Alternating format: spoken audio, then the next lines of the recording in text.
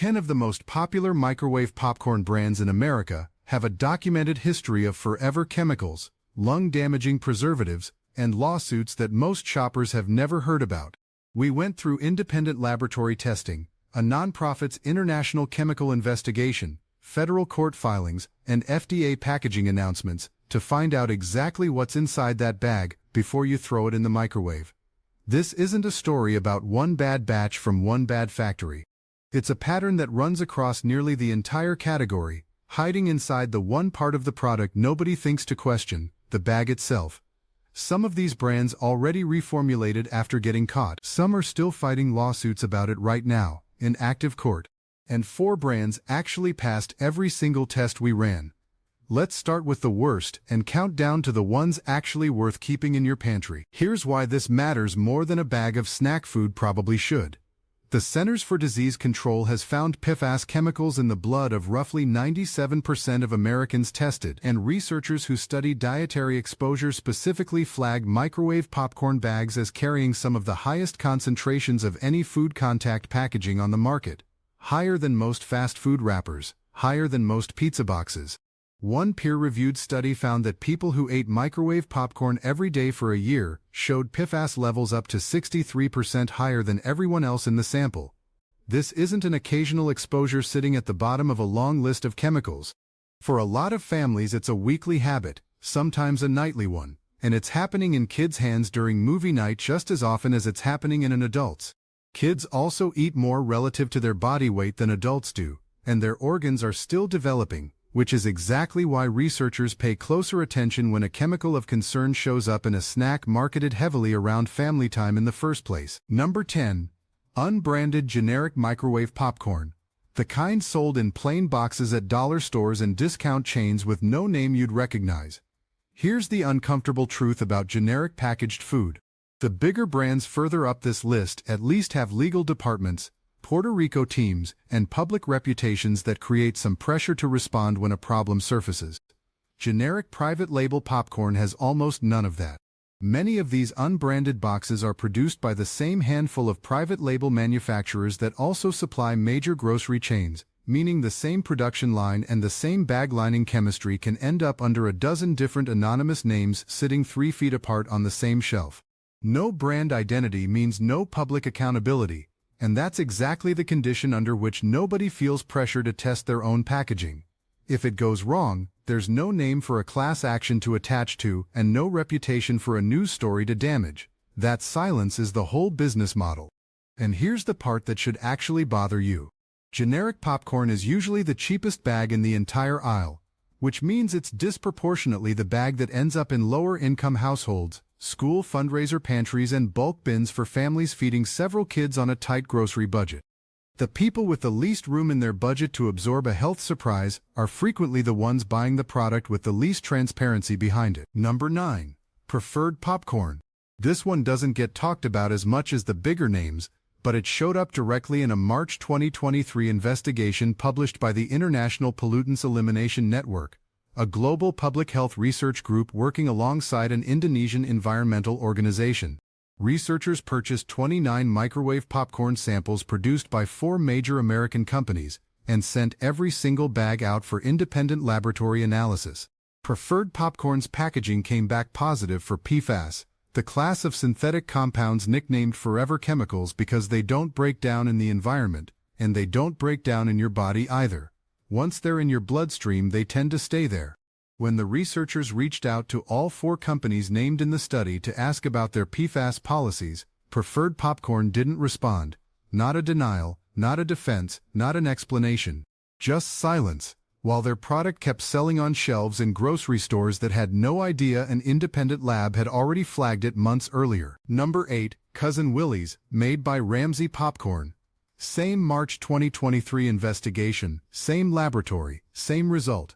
Cousin Willie's bags tested positive for fluorotelmer compounds, precursor chemicals that break down over time into the same persistent PFAS molecules found across the rest of the industry, meaning even if the exact molecule tested isn't the worst offender, it's manufactured specifically to become one. Like Preferred Popcorn, Ramsay Popcorn never responded to the researchers' outreach about their packaging policy either. These are two of only 4 companies actually named in a peer-reviewed public health investigation into a snack food millions of American families keep in their pantry right now. And both of them went quiet the moment they were asked directly what's lining their bags. Ramsay Popcorn is a smaller regional operation compared to some of the giants further down this list, which might explain the silence, but it doesn't excuse it. Smaller companies face the exact same testing standards as the multinational ones, and a smaller company staying quiet leaves consumers with even less recourse if something goes wrong down the line. Number 7. Jolly Time. Made by the American Popcorn Company, one of the oldest and most trusted names in the entire category. The kind of brand that feels like it's been in your grandmother's cabinet since before you were born. This is the one that stings the most, because Jolly Time has spent years quietly telling health-conscious customers online that it was moving away from PFAS in its packaging. That same 2023 investigation tested Jolly Time products sold both domestically and internationally, and among all the American samples tested across all 4 companies, Jolly Time's Blast-O Butter variety came back with the highest PFAS concentration of any single U.S. brand in the entire study. Think about that for a second. Not the lowest, not somewhere in the middle, the highest. In one product sold overseas, researchers even detected PFOA specifically, a PFAS compound whose use in food contact packaging is banned globally under the Stockholm Convention, an international treaty most countries actually follow. A brand quietly reassuring loyal customers it's cleaning up its act while independently testing the worst in its class is arguably more damaging than a brand that never made the claim in the first place. Jolly Time has been a fixture in American pantries for generations, the kind of legacy name that earns the benefit of the doubt simply by being familiar. And that inherited trust is exactly what makes an independently verified worst-in-class result so much harder to shrug off. Number 6. Act 2, made by Conagra Foods, one of the largest packaged food companies in the country. Act 2 was also named in that same 2023 PFAS investigation, and it was the only one of the 4 companies that actually responded to researchers when asked directly, confirming it had removed PFAS from its U.S. packaging in 2022 and from its international packaging by March of 2023. Give Conagra some credit here. They responded where 3 competitors stayed completely silent, and the removal appears to be real. But Act 2 still carries tertiary butyl hydroquinone, more commonly listed on the label as TBHQ, a synthetic preservative manufactured from butane that multiple independent food safety reviews have flagged for potential links to immune suppression and neurological effects at higher exposure levels. The FDA caps TBHQ at a small fraction of total oil content specifically because of those concerns, which tells you the agency itself doesn't consider it a fully settled question, and animal studies at higher exposure levels than the cap allows have shown effects on the liver and on white blood cell counts, the kind of findings that keep researchers watching a chemical closely even after regulators decide it's allowed in small amounts. Removing one chemical of concern while continuing to rely on another isn't a clean bill of health, it's swapping one asterisk for a different one.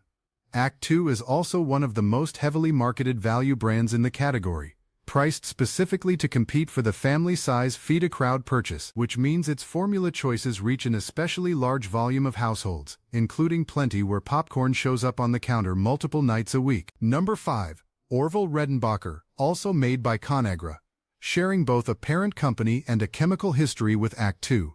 Back in 2007, Conagra publicly reformulated both Orville Redenbacher and Act 2 to remove added diacetyl, the chemical linked to a rare, irreversible lung disease nicknamed popcorn lung, after it started showing up not just in factory workers who breathed it in concentrated form every day on an assembly line, but in at least one everyday consumer who simply ate the finished product. The 2007 reformulation proved something important, that Conagra could remove a chemical of genuine concern the moment legal pressure got loud enough to force the issue. What's worth knowing right now, today, is that flavor manufacturers are still legally permitted to list diacetyl substitutes and related buttery compounds under the vague catch-all term natural flavor, so a box printed with no added diacetyl doesn't actually tell you what chemical replaced it or how thoroughly it's been studied for the exact same respiratory concerns. Orville Redenbacher's classic formulas also still rely heavily on palm oil, an ingredient tied to some of the most aggressive tropical deforestation happening anywhere on the planet right now, even in the varieties marketed with words like simple and wholesome printed right on the front of the box.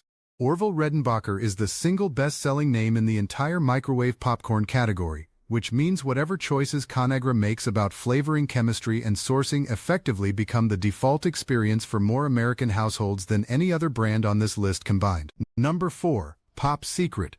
This is where the story stops being about old chemistry from a decade ago and starts being about an active court case happening right now, in real time. In 2023, plaintiffs filed a class action lawsuit citing an independent laboratory test commissioned by Consumer Reports that found Pop Secret's premium popcorn bag contained 3,641 parts per million of total fluorine, the chemical marker used to detect PFAS contamination in packaging. For context, federal hazardous waste regulations classify anything above 100 parts per million of fluorine as hazardous waste, full stop. The lawsuit specifically alleges that other microwave popcorn brands tested on the market came back under 10 parts per million for that same marker, meaning Pop Secret's packaging measured hundreds of times higher than its own direct competitors sitting on the exact same shelf. This isn't a brand accused of doing what the whole industry quietly does in the background. This is a brand accused, in an active federal complaint, of doing something dramatically worse than nearly everyone else selling the same product. The plaintiffs in that case aren't lab technicians or activists, they're two ordinary shoppers, Serena Santiago and Ashley Wright, who bought a product marketed as a premium option and, according to the complaint, got packaging that measured dramatically dirtier than the budget alternatives sitting one shelf below it. If any of this is making you want to go check the box sitting in your own pantry right now, subscribe to The Hidden Receipt, because we go through a different brand and a different aisle every single week, and we're only halfway through this particular list. Number 3. Gilster Mary Lee Corporation, the private label manufacturer behind King Soopers and other Kroger-owned store-brand popcorn products. In 2012, a Colorado man named Wayne Watson sued Gilster Mary Lee, the Kroger company and its subsidiary Dillon Companies after developing bronchiolitis obliterans, the formal medical name for popcorn lung, following 10 straight years of eating roughly 2 bags of the company's butter-flavored popcorn every single day. A federal jury sided with Watson, awarding him $7.2 million in damages, and finding Gilster Mary Lee 80% at fault, with Kroger and its subsidiary carrying the remaining 20%. It was the first documented case in which popcorn lung was diagnosed in an ordinary consumer instead of a factory worker inhaling concentrated fumes for 8 hours a day on an assembly line. And it forced the entire industry to confront a question it had been avoiding, that the danger might not be limited to the people making the flavoring. Gilster Mary Lee is also one of the largest private label popcorn producers in the entire country, which means the same manufacturing relationships that supplied Kroger's store brand very likely extend into other retailers' house brand popcorn as well, all sharing the exact same legal history most shoppers will never see printed anywhere on the box. Watson told reporters after the verdict that he looked like a perfectly healthy guy on the outside, but on a good day he was working with about 53% of normal lung capacity, a permanent irreversible loss from a snack he bought at his neighborhood grocery store, not from a factory floor. Number 2. And this one is personal for anyone who grew up with a bowl of this in their lap on a Friday night. The industry-wide diacetyl practices that ran across virtually every major microwave popcorn manufacturer before the 2007 reformulation wave. Phone calls placed by a national consumer advocacy group to 6 different popcorn makers, including the companies behind Act 2, Orville Redenbacher, Jolly Time, and other household names still sitting on shelves today, confirmed that every single one of them used diacetyl in their butter-flavored products at the time, even though not one of their ingredient labels used the word diacetyl anywhere on the box. It was buried inside the phrase natural and artificial flavorings on every single one of those labels, legally, because federal labeling rules allow flavor blends to be grouped under that umbrella term without naming each individual chemical. That means an entire generation of parents who specifically scanned labels looking for the word diacetyl, trying to protect their kids, were still feeding it to them anyway, because the label was legally allowed to hide it in plain sight. The industry has since moved toward alternative buttery compounds, but the exact same legal loophole that hid diacetyl for years is still sitting right there in the ingredient list today, on nearly every butter-flavored bag currently on the shelf. Some of the newer replacement compounds, including one called acetylpropionyl, are molecularly similar enough to diacetyl that early research has raised questions about whether they carry a comparable respiratory risk, and because they also qualify for the natural flavor umbrella, there's currently no requirement for any brand to tell you which specific compound replaced the one that made headlines in the first place. And number 1, the worst entry on this entire list, based on the sheer combination of every single factor stacked against it at once. The broader family and value-size butter popcorn lines sold under Conagra's portfolio before its 2022 reformulation actually took effect nationwide. This is the product category that combined every single problem we've covered today into one package sitting in one box. Diacetyl used for decades and hidden under the words natural flavor, TBHQ still present even in the reformulated version sold today. PFAS confirmed through independent laboratory testing as recently as last year. Palm oil sourced without transparent supply chain disclosure printed anywhere on the label.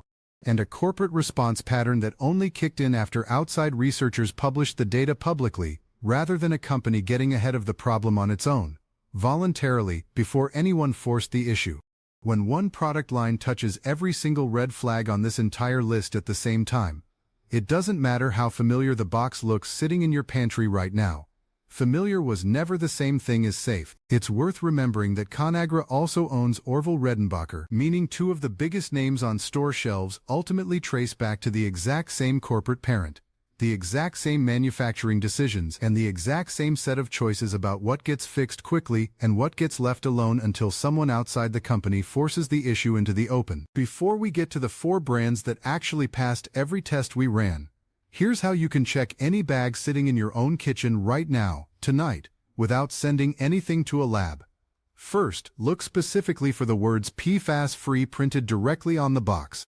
Companies aren't legally required to disclose PFAS content at all, so any brand voluntarily printing PFAS-free on its packaging is making a public claim it can be held legally accountable for if it turns out to be false, which is exactly the kind of accountability every brand on our list mostly managed to avoid. Second, flip the bag over and actually look at the texture and sheen of the paper itself. A shiny, slightly slick, almost waxy interior lining is a visible sign of the same grease-resistant chemical coating researchers have been testing for in laboratory after laboratory. Genuinely PFAS-free paper tends to look and feel closer to ordinary matte paper, the kind you'd find in a plain lunch sack. Third, scan the ingredient list specifically for tertiary butyl hydroquinone, or TBHQ. Unlike diacetyl substitutes hidden under natural flavor, TBHQ has to be listed by its actual name under FDA labeling rules, which makes it one of the easier chemicals on this entire list to screen out just by reading. Fourth, and this one costs you almost nothing, buy plain kernels and pop them yourself, either in a paper lunch bag in the microwave, in a pot on the stovetop, or with a basic air popper. No specialty bag, no grease-resistant lining, no chemical coating of any kind whatsoever, just corn, a little oil if you want it, and salt. And fifth, pay attention to how often the product actually shows up in your house. A single bag of any of these brands eaten once or twice a year is a very different exposure story than a bag eaten 3 or 4 nights a week for years, the way Wayne Watson's case and the daily consumption research we mentioned earlier both illustrate. Frequency is doing just as much work here as the ingredient list itself, and it's the one variable that's entirely within your control regardless of which brand ends up in your cart. Now, the 4 brands that actually earned a spot on the good list. Good pick number 1. Quinn Snacks. Quinn rebuilt microwave popcorn completely from the ground up, starting with a bag made from paper and paper alone, no chemical coatings, no plastic lining, fully compostable, and made from 100% recycled materials. The corn itself is non-GMO. The butter is real dried butter sourced from cows raised without added growth hormones, rather than an artificial flavor compound trying to imitate it, and the company states plainly on its own packaging that the product contains no diacetyl and no PFOA. You add your own oil and seasoning packet yourself, which sounds like extra effort until you realize that's exactly the design choice that keeps the ingredient list short enough to actually read in one breath, because nobody's preloading flavor chemicals into the bag before it ever reaches your kitchen. The company was founded by 2 parents who started the entire project after their own son was born, and they went looking for a version of this snack they'd actually feel comfortable handing him, which is a pretty different starting motivation than a corporate reformulation triggered by a lawsuit. Good pick number 2, Black Jewel. Black Jewel markets itself specifically around chemical-free packaging and offers both a no-salt, no-oil version and heirloom kernel varieties for anyone who wants to control every single ingredient themselves, right down to the type of corn. Multiple independent consumer safety trackers list Black Jewel among the small handful of brands that confidently and consistently claim PFOA-free and PFAS-free bags across their entire product line, standing in direct contrast to 3 of the 4 companies actually named in that 2023 international investigation we walked through earlier in this video. Black Jewel also sells heirloom black kernel varieties that pop up smaller and denser than standard yellow corn, which happens to be a genuinely different eating experience if you've never tried it, not just a marketing angle dressed up to look premium. Good pick number 3, Skinny Pop. Best known for its bagged ready-to-eat popcorn, Skinny Pop's sea salt microwave variety comes in packaging specifically identified as PFAS-free, alongside a short, clean, fully vegan ingredient list you can actually read without a chemistry background. Skinny Pop has also moved toward a chemical-free pop-up box format for some of its product lines, an alternative packaging approach that skips the traditional grease-resistant paper bag entirely. If you're looking for a widely available option that doesn't require a specialty grocery run across town, this is genuinely one of the easiest clean swaps to find sitting on a regular supermarket shelf, right next to several of the brands we just spent this entire video walking through. Good pick number 4, 365 by Whole Foods Market. Their organic no-oil or salt microwave popcorn keeps the ingredient list about as minimal as a packaged product can realistically get, and it's specifically identified as using safe, PFAS-free packaging alongside genuinely organic corn grown without synthetic pesticides. Because there's no added oil or salt built into this particular variety, it also hands you full control to season it exactly the way you want once it's popped, instead of inheriting whatever flavoring compound blend a manufacturer decided on months before the bag ever reached your kitchen. It's also usually one of the cheaper clean options on this good list, which matters, because eating safer shouldn't have to mean paying a specialty markup every single time you want a snack. Here's the pattern running underneath this entire list, the one thing every single brand we just walked through has in common. The chemical risks in microwave popcorn were never really about the corn. They were about the bag. Every brand that got flagged in this investigation got flagged because of what its packaging was coated in, not because of what was actually growing in the field. And every single brand on the good list solved that exact same problem in exactly the same way, by rethinking the bag itself from scratch, instead of just quietly changing the butter flavor and hoping nobody asked any more questions. Federal regulators have been chasing this specific industry for over a decade now, banning certain PFAS compounds back in 2016, then expanding that ban to cover grease-proofing agents across all new food packaging in February of 2024.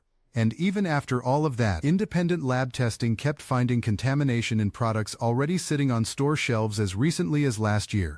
That gap, between when a regulation gets announced on paper and when it actually clears every single bag off every single shelf in the country, is exactly the gap these 10 brands have been quietly living inside the entire time. None of this means you need to swear off popcorn forever. It's still one of the few packaged snacks that starts out as an actual whole grain, high in fiber, low in added sugar compared to almost everything else sitting in that same aisle. And the 4 brands on the good list prove the format itself was never the problem. The problem was always a handful of companies deciding it was cheaper to keep an old chemical coating running on the production line than to redesign the bag, right up until the moment an independent lab, a federal jury, or a class action lawsuit made that decision for them. Read the bag before you read the ingredients, because in this particular aisle, the packaging is the ingredient nobody bothered to put on the label. Check the box in your pantry tonight, not the next time you happen to think about it. If this changed how you're going to shop the snack aisle from now on, share it with whoever in your house still microwaves the family-size butter bag every single movie night without a second thought, and subscribe to The Hidden Receipt, because we're pulling back another label next week.